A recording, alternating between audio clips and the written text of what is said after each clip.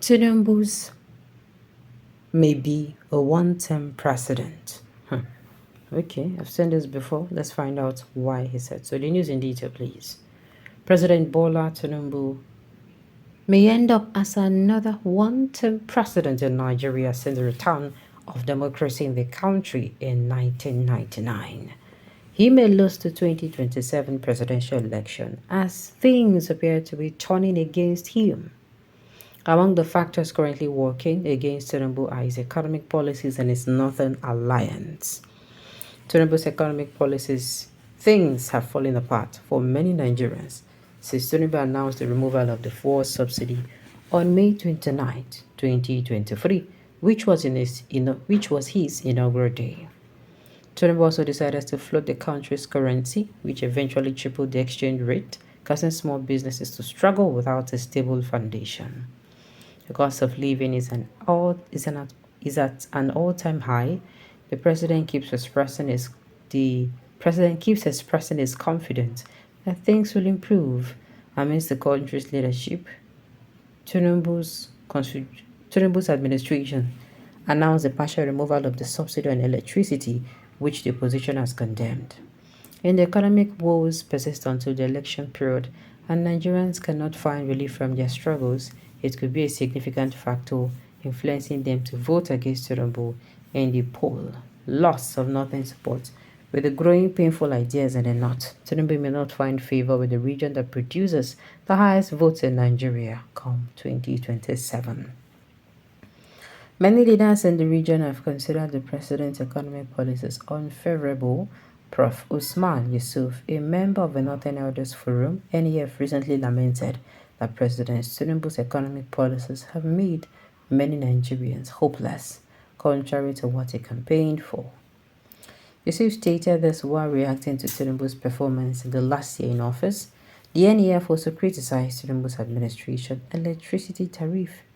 The others expressed their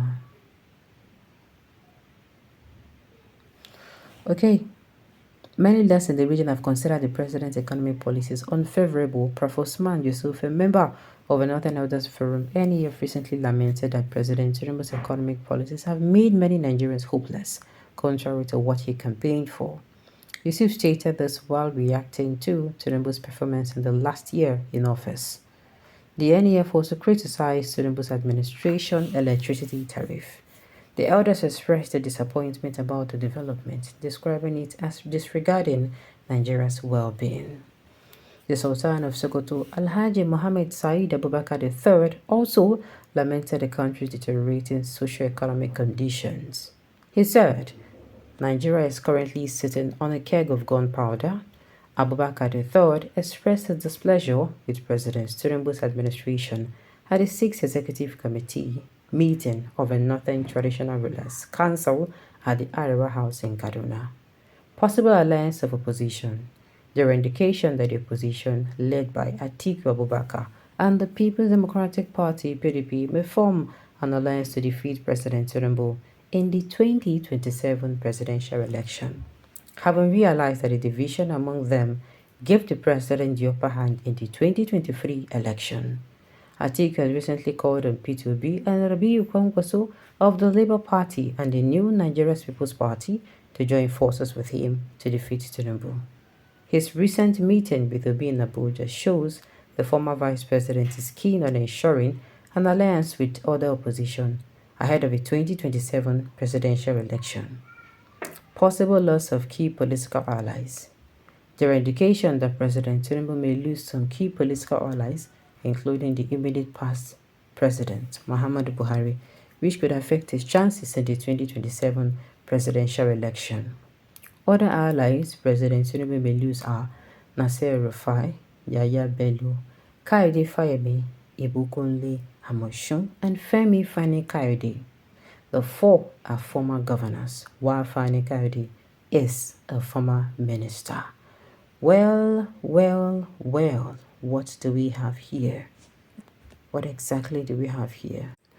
Well, this can only happen if Nigerians decide to, walk the talk and not just talk the talk. It is not by you will vote for. These people have shown us that voting Look at what they did to us 2023 elections.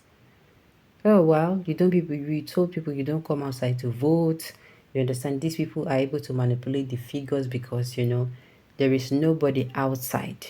If people don't come, they're going to manipulate figures. We told people go outside, go and get your PVCs, come outside and vote. Let us, come out and we know this thing is going to work out with their beavers and whatever.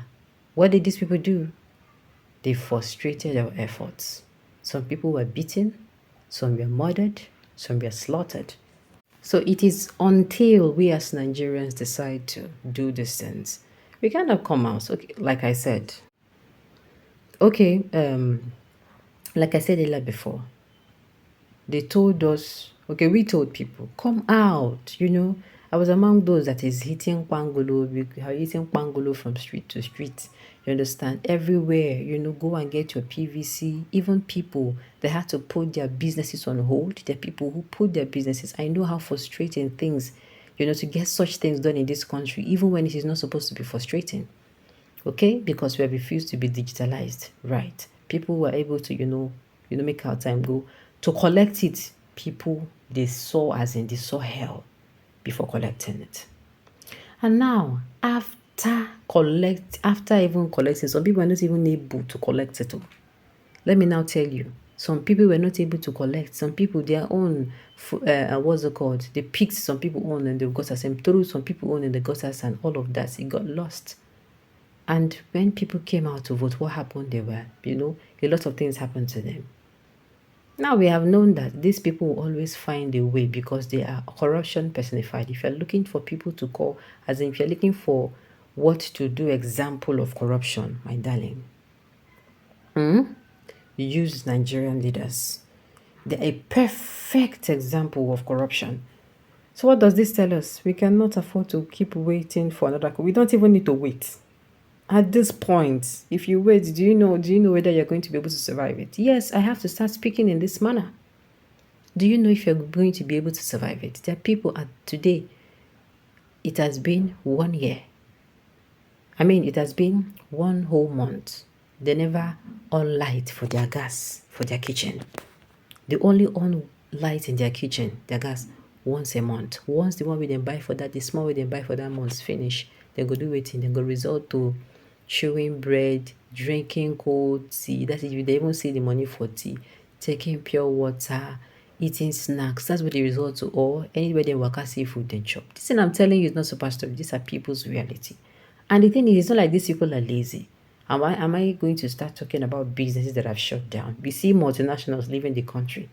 We see businesses that are multinational leaving the country. Not to talk of the small Nigerian businesses that are shutting down. So what we decide to talk and walk the talk. Nigeria, we're never ready. All right, on this note, we have come to the end of the news. We say thank you for tuning in to listen. Until I come your way next time, enjoy the rest.